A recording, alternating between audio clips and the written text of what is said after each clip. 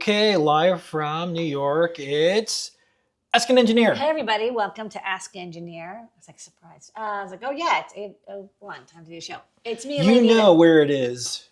I'm here. You know what time it is. Yeah. Every week. Forever we've been doing this. I know. Well, we changed the time. It's me, Ladyada, the engineer, with me, Mr. Ladyada. Camera control for the next 50-ish minutes. You're going to see and hear and touch and taste all the news in making, hacking, coding, soldering, and more.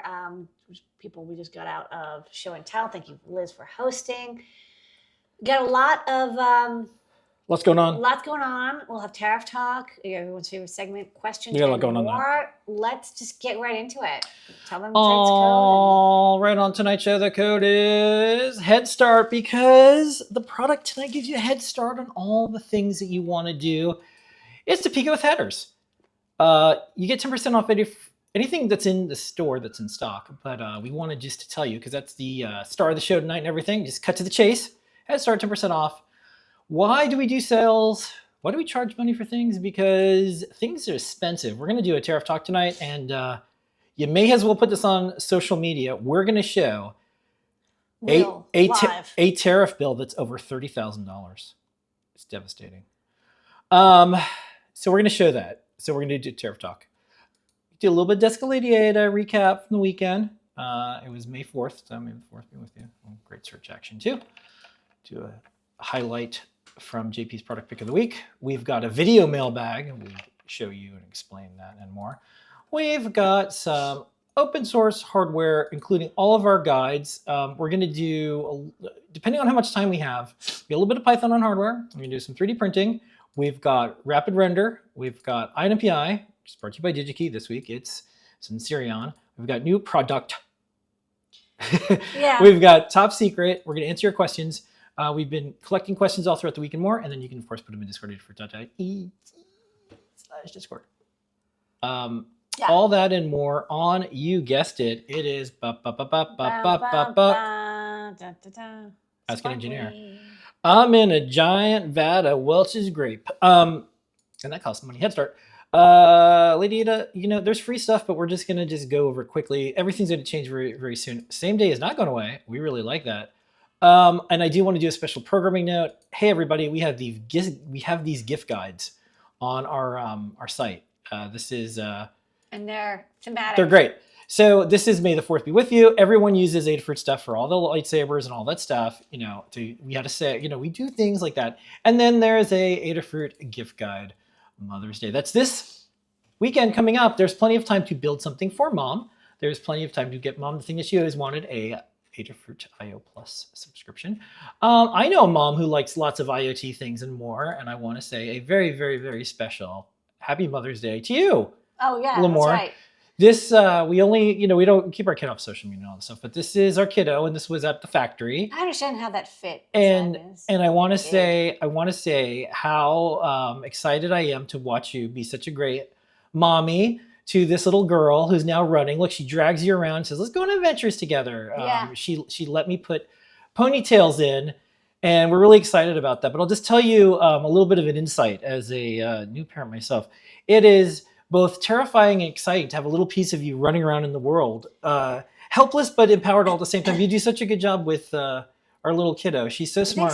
so? Okay. She's so smart. She's so smart that other parents are like, wow, she's talking a lot. Yeah. Well, So- girls are a little like that, like you know, the toddler. But you hang out with her and she likes you a lot. So anyways, I thought this was we fun. have fun. And Every more morning. adventures ahead. Yay! Okay. Yeah. So it is time for Tariff Tariff Talk. Talk. Let's Okay. America. All right. So here's where we're at, folks. Please look at the previous Tariff Talks. Ladyada, the timeline, talk about what happened, What's happening? what's happening, what's going to What's gonna happen. happen? and then here's the other thing. Yeah. People on the social media things are like, hey, I'm tired of these pundits and people talking about tariffs. Does anyone actually have a real tariff bill? We do it. It's over $30,000. We're going to show it to you. We're going to post it online later. It's right there. Look. But we're going to talk about all this and more. Yeah. What is going on in the world of tariffs for manufacturing Okay. So in America? so first off, the de minimis I think ended. I haven't. So to be honest, I don't buy things using the de minimis because we buy large quantities of things and they go through our broker DHL account. The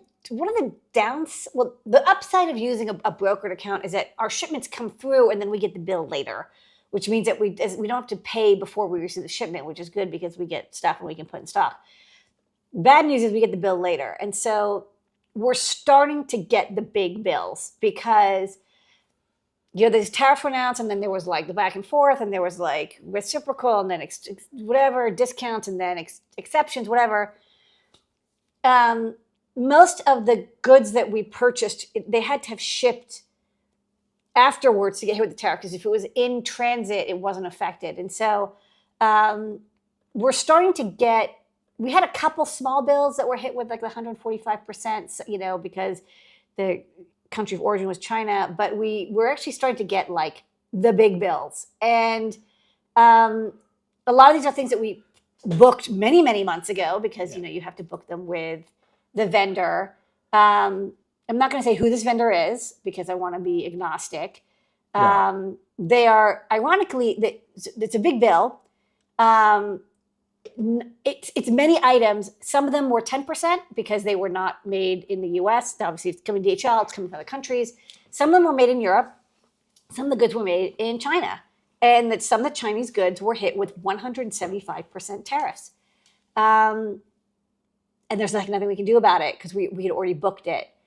Some of them we might be able to, protest and get it reconfigured as one of the exemption tariff codes because it's a computer accessory. A lot of our goods are computer accessory or electronic components, but that's not a guarantee. And we got the bill, we have to pay the bill. So we pay the bill. Because if we don't pay the bill, no packages come through. So, basically what I'm doing, like, for example, you're like, why isn't there a lot more new products? Well, I didn't say that. Well, I'm saying that. It's because I actually spent a lot of the day adjusting with the new product catalog team, adjusting prices. We got this bill and I'm like, okay, this is serious. Look, if it's 10% and I don't get to it immediately, it's a bit of a wash. It's not a big deal. But this bill is big enough that I actually had to go in and start changing prices. The question is, are people going to pay the new prices? And this is something you're going to see now because it's like, everyone's like, okay, tariffs, prices are going to go up, but they don't go up immediately, right? Because what happens is if something's in inventory, it's not tariffed yet because you'd already purchased it. And so you only start to do the price adjustments when you get new shipments of goods. And so like it's been a month, we're starting to get the shipments that put things back into stock that have been out of, you know what I mean? Like it's just four to 6 some weeks vendors go by. have stocked up on inventory. Some had stuff in And warehouses. we did, but like sometimes some of Yeah. the things we booked months and months ago, you don't control. So what's ironic is people are like, well, why don't you buy from an American company? Well, first off, this company is a single source. I can't get what they sell anywhere else. Second, they're not American either. And so, and I don't control them. I don't control where they make their goods. So it's kind of, it's going to be interesting. Yeah, do you want me to show the bill? Yeah, I can show the bill. Okay, so this is DHL, and by the way, all this is information anyone can look up. This is not our address is it's public, guys. If you can look it up, It's our business address, and that's Mary who works on our team, and some of you have even met her on the shows. She's part of our purchasing team. So, so don't worry about that because I know folks are going to say like, oh, you're thinking that you're information there. Believe me, I've blocked anything that's identifying. Yeah. So I just zoomed in on this. This is what everyone wants to see. It's $36,000. I think the total. I For don't the have the invoice up, but I import- believe the invoice is about export 150K. Okay, for 150K, But this is 36K. and so you're like, oh, that's not so bad. But it's like, well, some items got 10%, and a few items got 175. So, Yeah. And unfortunately, the 175 ones were also like the bulk of it. Well, here's So, a question: if this was how it was always going to be, would you sell this product? To be honest, I'm actually no, I don't think anyone's going to buy it at this good price, and I'm So- kind of stuck with it. So But, I don't know what to I do. don't think anyone's stuck with anything. Yeah. Because everything's going to be different for all of us. We are in this Wile E. Coyote, it's about to fall. Well, I The don't wheels know. are coming Well, off It's not part clear. of the economy soon, and Yeah. we're going to find out what happens when stuff isn't around.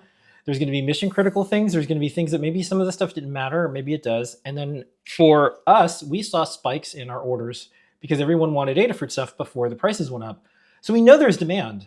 And the cheaper replacements really don't, that's not what people necessarily want, but the cheaper replacements for it would come from Taobao or AliExpress, and that would be under the de minimis thing, and that's gone now too. Yeah. Lots of complications, and Like I said, this company is a single source. Yeah. They own the intellectual property on their product. yeah. And you can't get it anywhere else. And by the way, this is common for Yeah. absolutely everything. And I did a quick inventory of just things around businesses and homes and friends' Yeah. houses. There's so many things that are tariffed and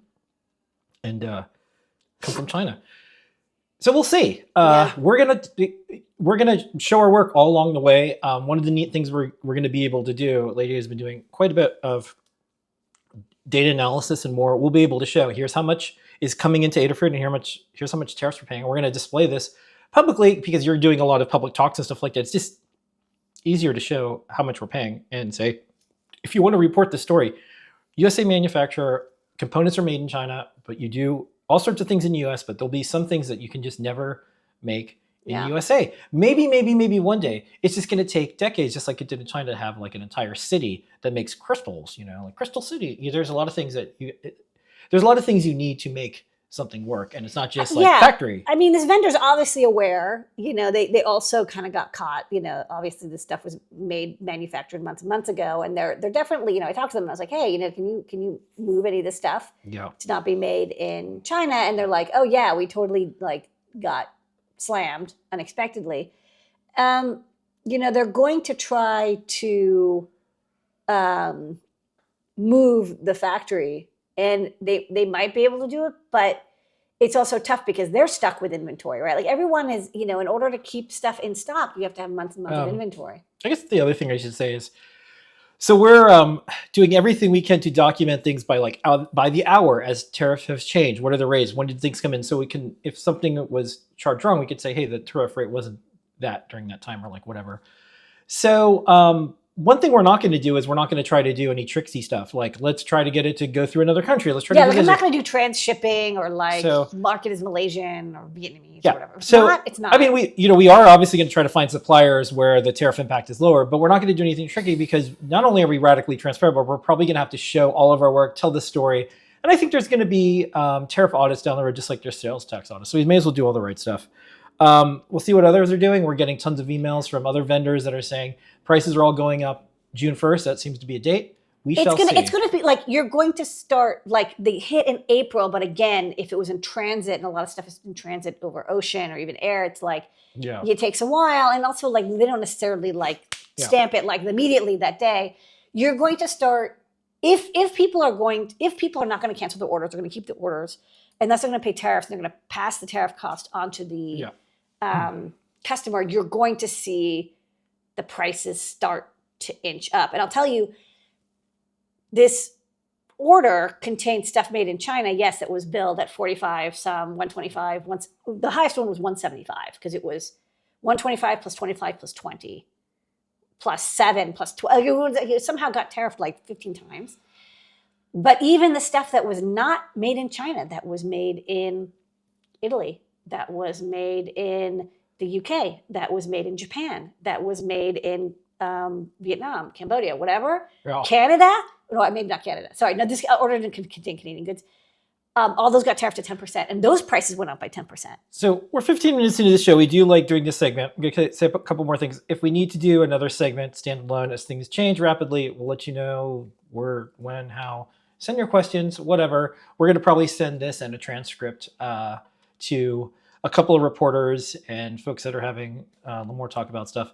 But other things ahead. So obviously, it would be really hard to deliver a electronic subscription service 4 times a year at $60 with free shipping. Oh yeah, that was AdaBox. So we're going to continue to ship the latest AdaBox 22. We're calling it AdaBox Classic, and then we'll immediately work with everyone in the community, our teams, and say, what does this rigid object need to do to become a more flowy object? So we're calling this effort AdaBox Flow for now. And basically what we want you to be able to do as an AdaBox subscriber is just know when an AdaBox is ready, how much it is, because it's not going to be $60. It might be $75, might be lower, might be more, might be a very special thing that's $100. What the shipping costs are, because we won't be able to do free shipping. Shipping has dramatically changed since we started AdaBox, almost 10 years ago. And then we also want to figure out how do we get it out to you on a basis that makes sense, because the world is very spiky. So it won't be every quarter, but we want to also do smaller runs of smaller things too. So if it works out, we'll be able to do multiple AdaBoxes throughout the year, some big, some small, but you'll also be able to say, oh, I don't want this one, I want this one. We'll give you a little bit more of a clue.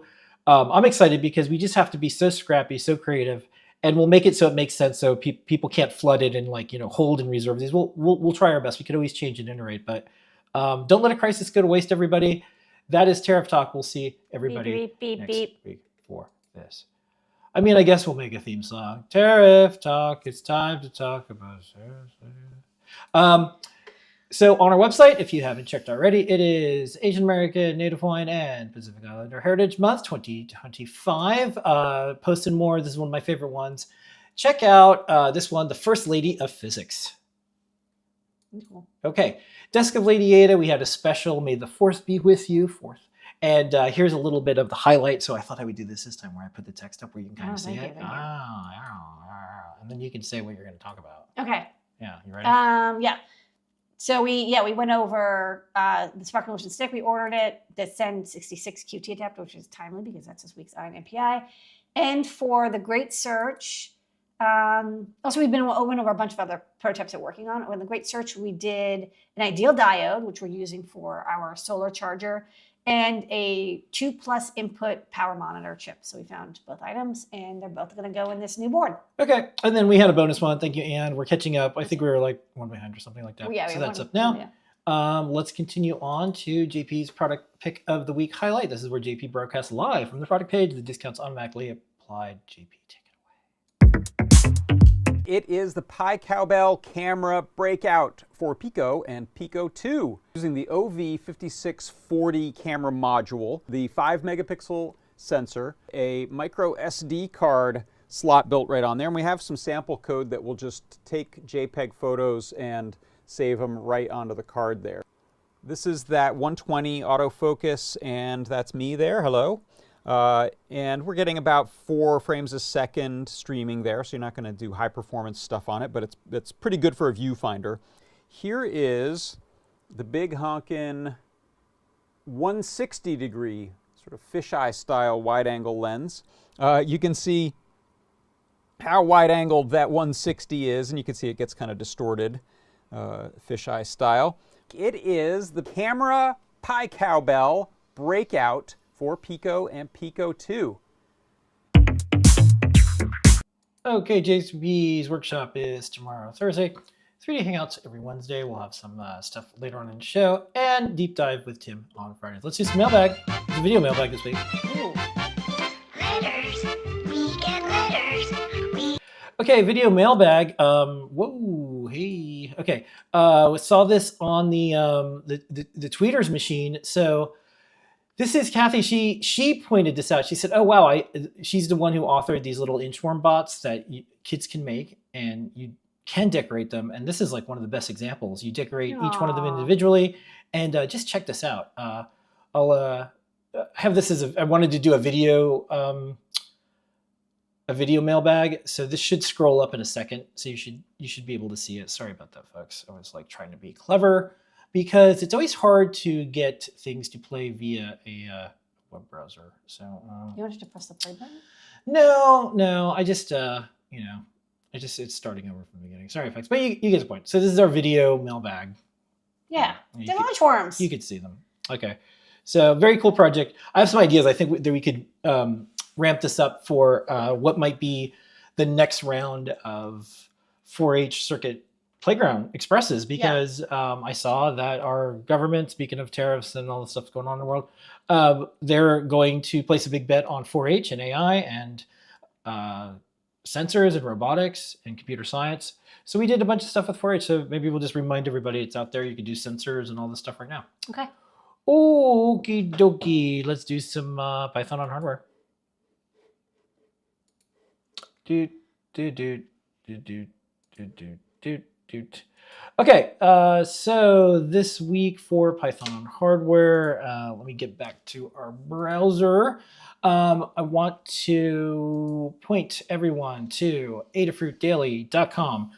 News, updates, and more. This one is Proving Garbage Collection Time in CircuitPython. You can take a look at the blog post. Yes, we've been doing actually a lot of projects for like the Fruit Jam, which has been a good way for us to test USB plus video plus audio at the same time. And we've figured out some ways to improve performance of CircuitPython, because it's like, well, we want all these things to work at all at the same time.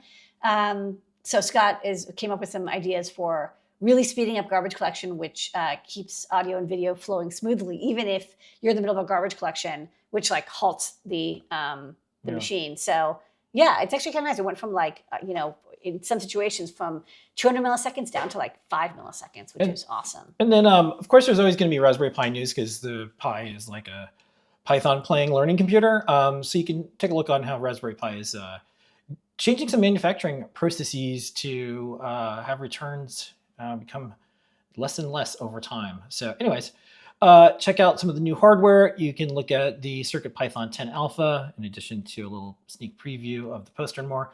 And then I did want to do a little bit of a follow-up. There's this Python on hardware thread post that's going on. Yeah, it's fun. On Hackaday and more. And that reminded me of kind of the big shift in the industry. And so last week we had SparkFun goes all in with Python and hardware. And this was a really good beginner video to advanced. Very popular. I actually recommend it for anybody. I think this is one of the more popular like recent SparkFun videos, because it has everything you need about MicroPython and more.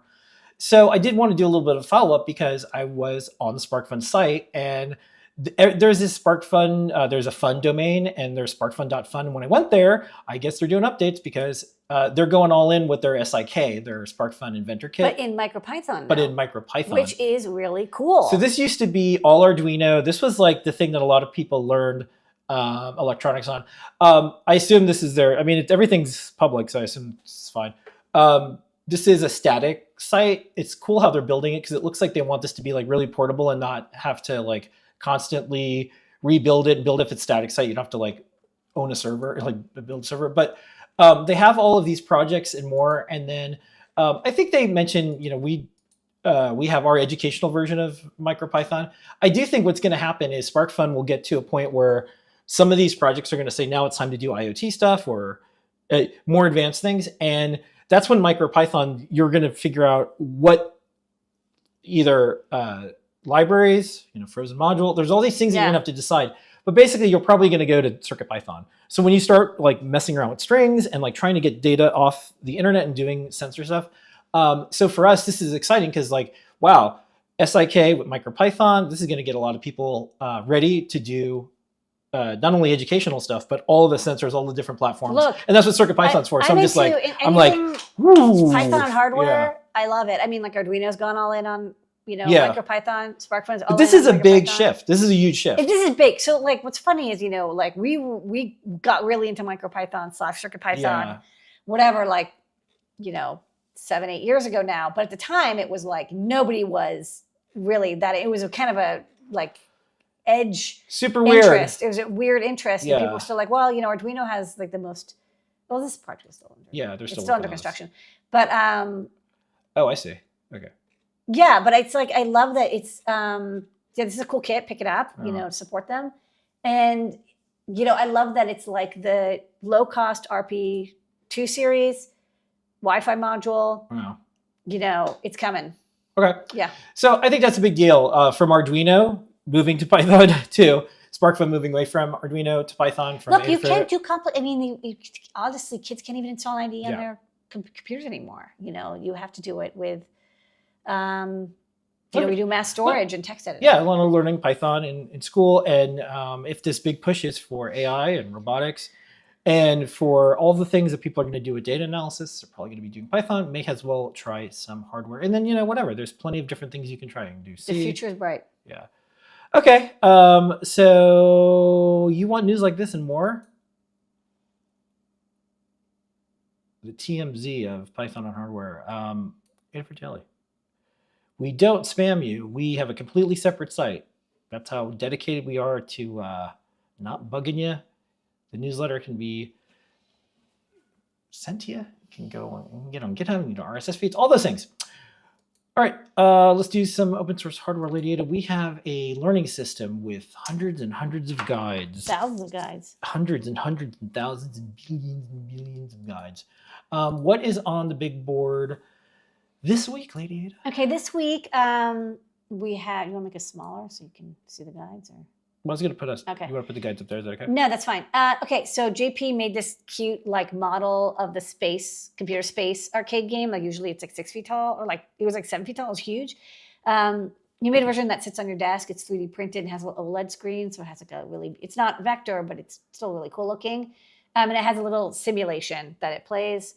You also got 2 guides on using USB mice with USB host on Arduino and CircuitPython. Two different ways to connect, especially with the Pico RP2 series. We can do USB host on it on a separate port than the USB uploading. That makes it actually really useful, so you can code and also have USB or mouse input. So check that out.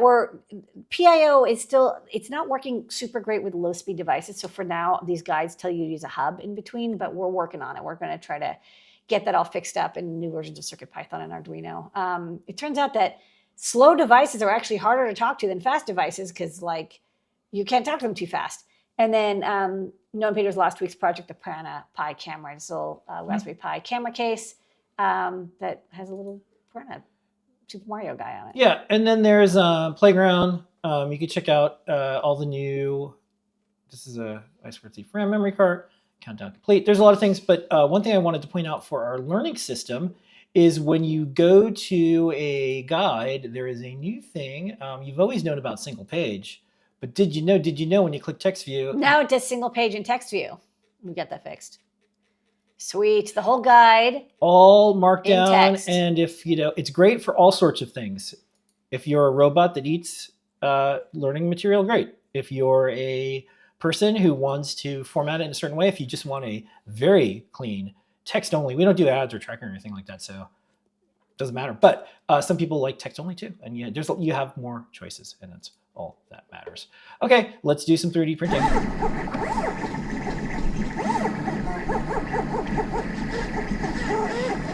All right, we're gonna do this little project speed up thing. We're gonna encourage you to go and watch Rapid Render. This is tools to help you get your 3D prints going faster rather than slower. And this week, one of the ones I asked Noah and Pedro, I said, hey, there's this cool little mailbox I want to hang outside our kid's room so she can get mail. So when it comes into the regular postal mail, then I put it in her little mailbox outside her door, and then she'll know, when someone sends her a little postcard or something. So they're like, okay. So I asked them to do it and then send me one. So we'll see.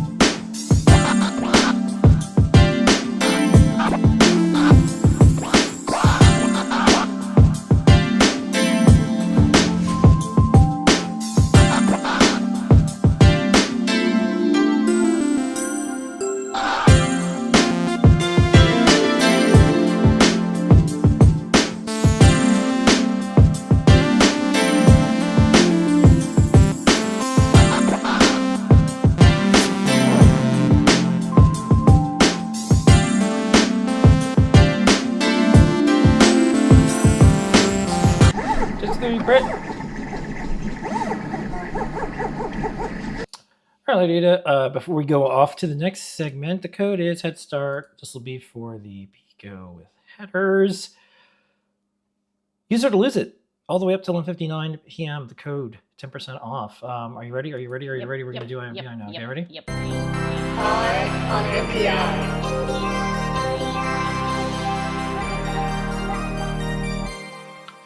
Eye on IPI brought to you by DigiKey every single week. DigiKey and Adafruit bring you the new product introductions this week. Since Sirion Ladyada, what is the new product introduction of the week this week?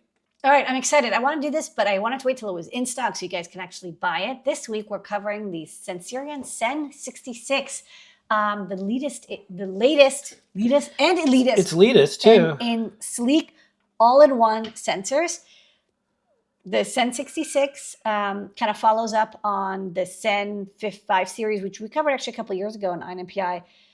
This time, not only does it do particulate matter, which is PM, RH, relative humidity and temperature, VOC, volatile organic compounds. It also does NOx, which I guess is like nitric gases, CO2, which you know, carbon dioxide sensing, which is very popular for measuring airflow, and HCHO, which is formaldehyde sensing. Now, the Sen 66 actually doesn't have formaldehyde. It has all the other ones.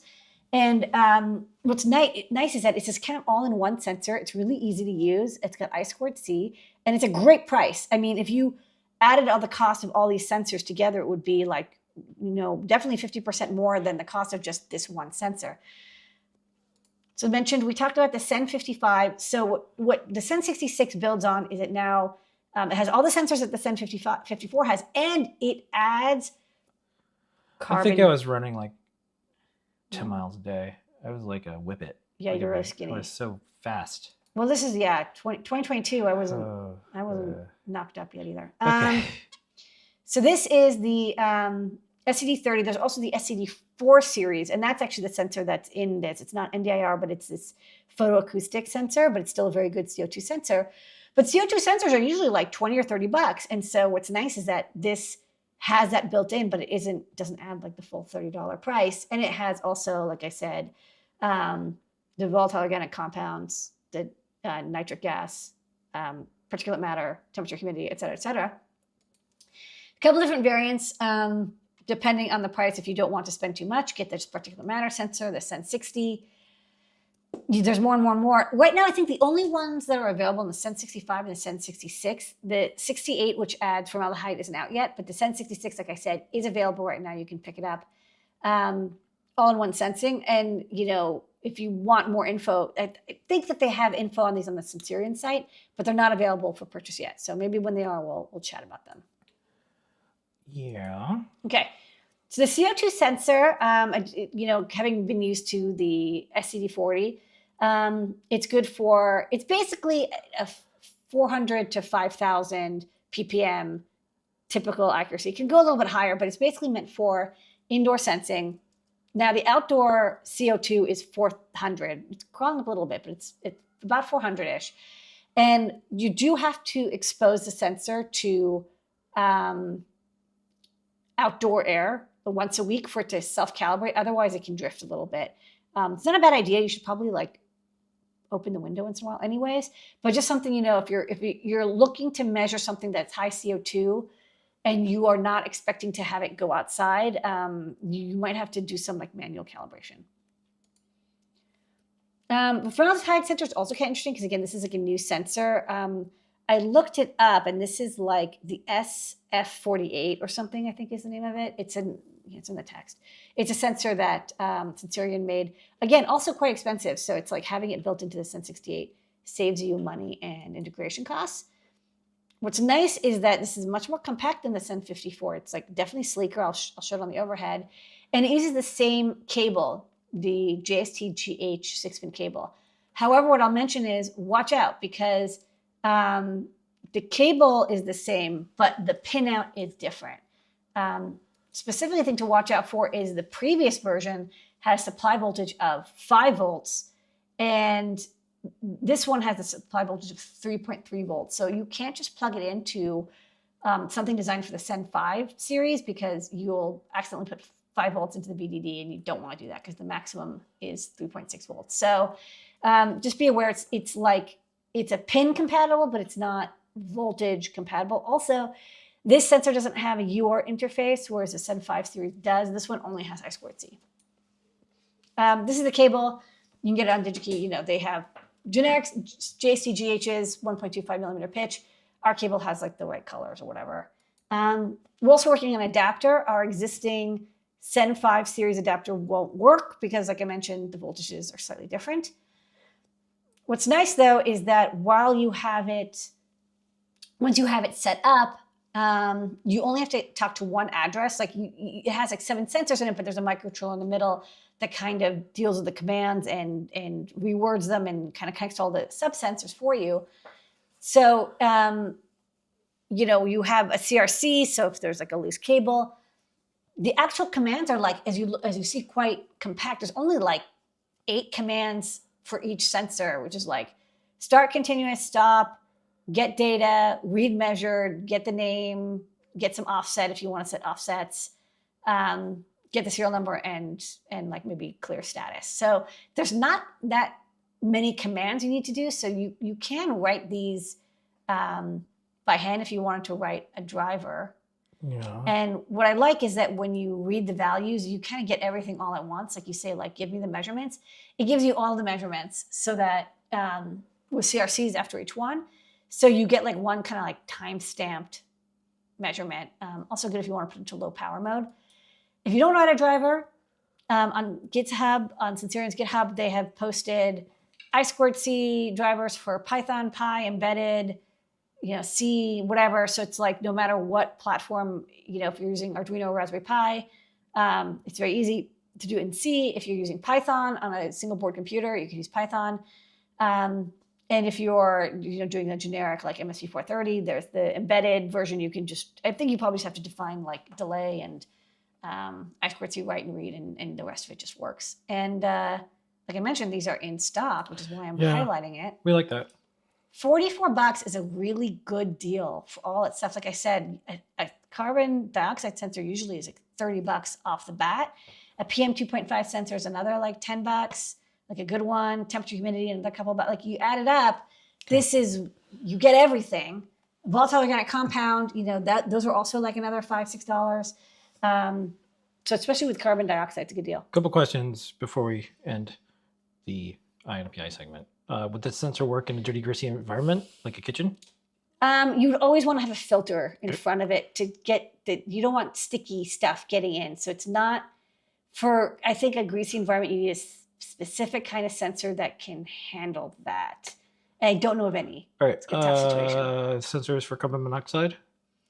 Carbon monoxide sensors are different. You can get them, but they're not the same as carbon dioxide sensors. They use a different chemical process, and they're not inexpensive. They usually need to be calibrated. Okay. No. That is I on NPI. Okay. Oh wait, let's go look at the overhead real fast. I can just show it so people see it. So it's like you said, it's very sleek. It's very compact and sleek. I like it. There's a little filter here, I think. It's cool. For the gas sensor, and this is the fan for the particulate matter sensor. And then, this is the adapter we made over I2C, and it worked great. I got it working in like 5 minutes. It was super fast. So very I feel cute. like with all the things that you could do with data crunching, a lot of these projects are going to be a lot easier too, because the hardware is straightforward. Sometimes the software is harder. When I started in college, a project like this would be like $1,000, and it would take you like 6 months. Now you can just buy it off the shelf, ready to go, plug it in, and just immediately get data. It's amazing. That's INPI. On NPI.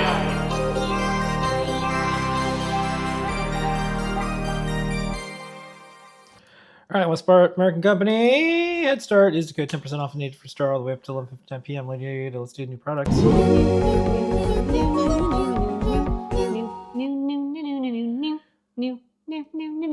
There's just one new today. Product of the week, Yes. Ladyada. So, new. Next week, you're going to start to see more stuff. But again, we're still kind of on this drift of tariff stuff. So this week's new product is the Pico 2 with headers. Very convenient if you want to use it with our Pico bells. No soldering required, plug and play. It's got the debug port. It doesn't have the pins label on the front. Why? It's apparently the Raspberry Pi style. But that's okay. You can check out pinouts diagrams online. I do, for like $1 more, basically, it's actually worth it to not have to solder. I would pay $1 not to have to solder 40 pins. Yeah. So yeah, it's a good deal. And nice strong pins. Again, plug into sockets or headers. Some of our boards already have sockets already on them, so it's like super easy to get started. And the Pico 2 has so many things going for it over the Pico. Twice as much RAM, twice as much flash, like 4 times the speed overall. Cortex M33s, has a floating point unit, runs CircuitPython dreamily, all good stuff. All right, and that's is new products for the week this week. Okay, what we're gonna do is remind you to go to start. There's free stuff that you get when you check out, and stuff like that. We're gonna do some top secret, then we're gonna go answer the questions that were loaded up before the show started, and then some of the ones that came in later. Let's do it.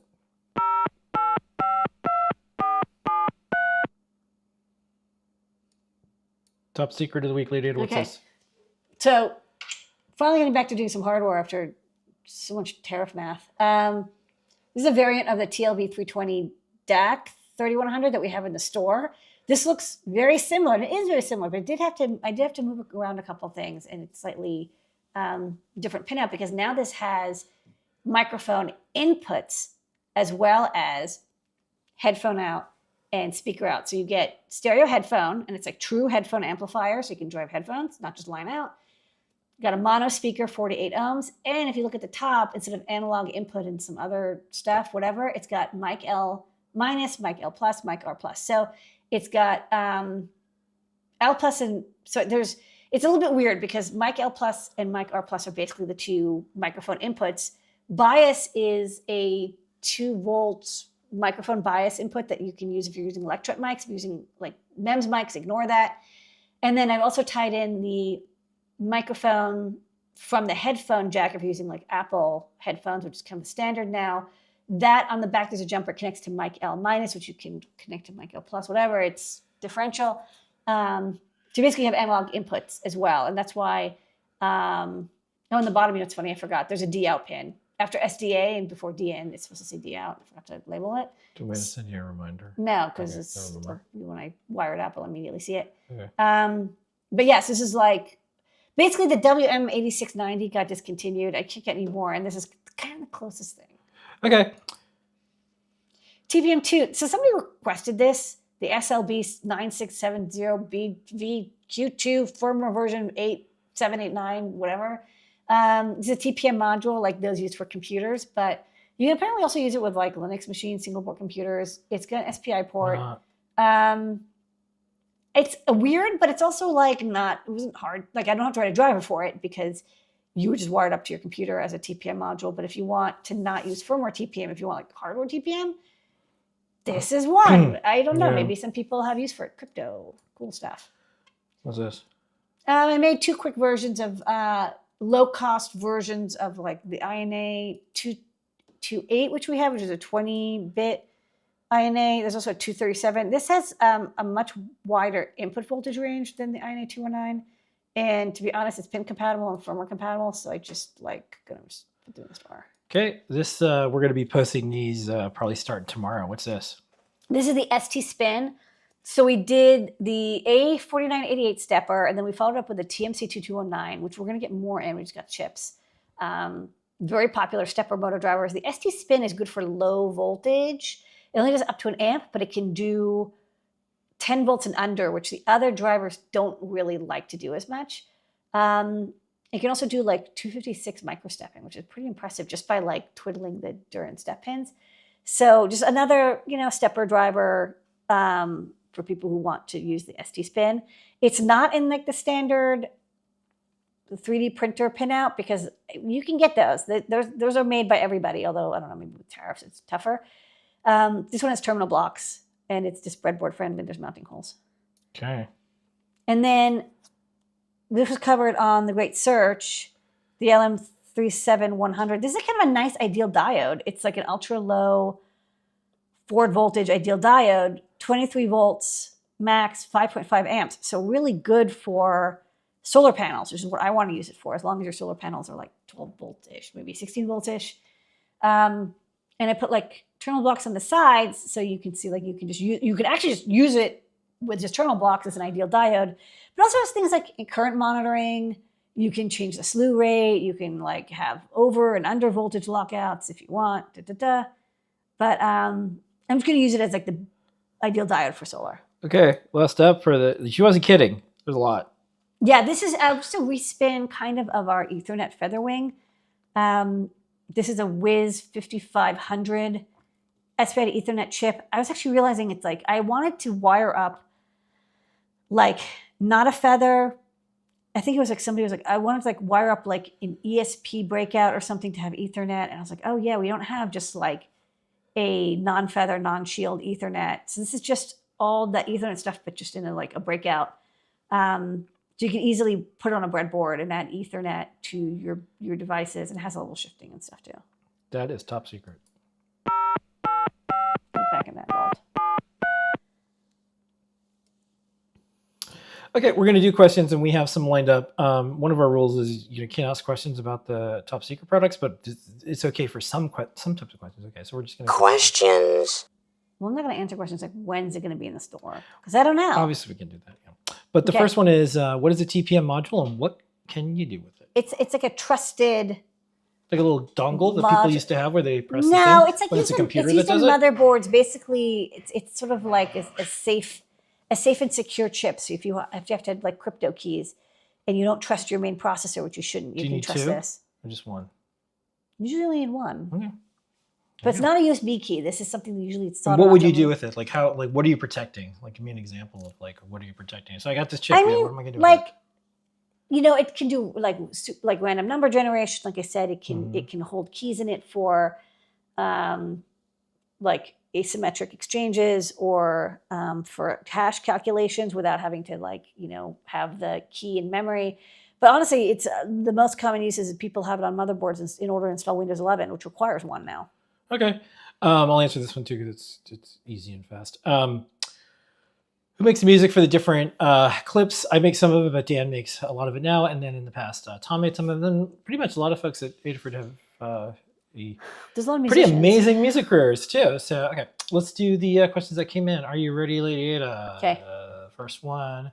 How do you turn the eyes into flowers? I got to know this is the Teddy Ruxpin We project. have a guide on hacking the Teddy Ruxpin. We actually figured it out. Good. Not just pretended to figure it out. We actually figured it out, which is a whole other story.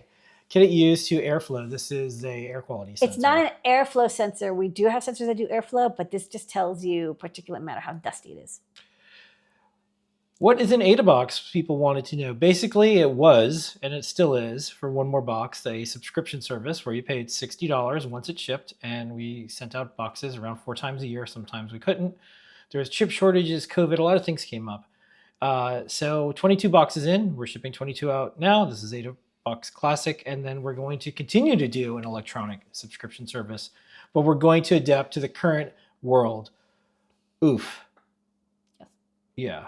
We're not gonna give up, but it just, there's a really fun challenge with how do you ship something that you'll never know the price. You'll never know what type of shipping is possible until the last second. What machine models do you use for each job? This is, I guess our answer. They're asking about our advanced manufacturing. Machines. We use Samsung. We use Samsung 41, 42. Oh, we have a whole write-up on our We blog. have, you know what's funny? What is the name of the stenciler? Like Stencimatic. Oh man, I can't remember the name of the model of the. If you search for like Adafruit stenciler, there's a picture of Lamore because it looks like I got her this stenciler. It's like for the lady who has like everything. It's like a speed line. It's like speed lined. It's like the speedster. Yeah. Okay. Anyways. Speed sensor. When are we going to see I2C stereo and I2C mono in to support a standard headphone on a single board? Probably that TLV 320 AC. Probably. If it works. I know nothing about these, but are they capable of greater speed? Servos, yeah. I mean, if you get like closed loop servos, they can actually be quite fast and very dangerous and deadly, but you're going to pay a lot more than $5. All right, this person's a little sad that RP2350 solar SD card thing does not have to. It doesn't include a SWD header. A Ladyada. Yeah, this is the trade-off. You can't fit everything on there. There is a limit to how much I can fit and make it feather shaped. The debug pads are on the bottom. You can solder them and make your own jig. Teensy doesn't have debug pads either. You know. And then I guess this is okay to ask too. Is this similar to? I guess they meant this one, the ATCC 608, or did they mean that for a different? It's a similar idea, but I think this fulfills whatever protocols are required for TPM, which is like a standard of like crypto capability. I don't know much about the standard. We do better Wikipedia or something. I don't know. Yeah. Guess what, Ladyada? Yep. That's a lot of questions. Yep. You did it. Great. You did it. You Cool. did it. You did it. You did it. You did it. Okay, everybody. That is our show. Thank you so much for supporting A great American mother. Word to your mother. Happy Mother's Day. Look at this mom doing mom My things ass is with so a big. little kitty. Oh, well, you're running. That's Powerful. I'm Okay. also wearing my comfy pants. they don't make me look small. Okay. This has been an Adafruit mom production. pants. We'll talk to everybody next week and throughout the week with all our videos and more. Tune in. It's an adventure. We'll see everybody next week. Here's your Mom Zena.